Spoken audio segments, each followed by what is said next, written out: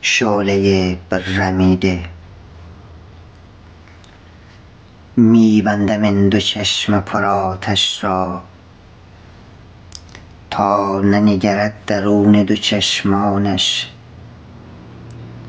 تا داغ و پرتپش نشود قلبم از شعله نگاه پریشانش.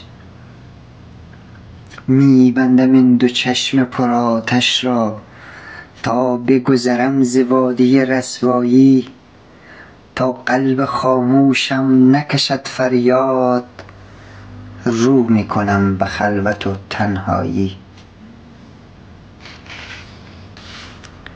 ای رهروان خسته چه می جویید؟ ای رهروان خسته چه می جویید در این غروب سرد ز احوالش؟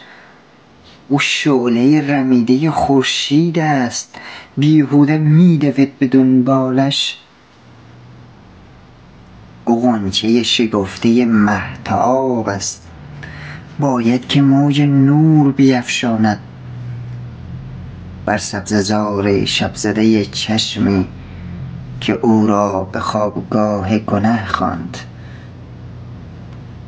باید که عطر بوسه خاموشش با ناله های شوق بیامیزد، گیسوان آن زن افسونگر دیوانه وار عشق و هوس ریزد. باید شراب بوسه بیاشامد از ساغر لبان فریبایی، مستانه سر گذارد و آرامد بر تکیه گاه سینه زیبایی. ای آرزوی تشنه به گرد او بیهوده تار عمر چه می بندی؟ روزی رسد که خسته و وامانده بر این تلاش بیهوده می خندی. آتش زنم به خرمن امیدت با شعله های حسرت و ناکامی.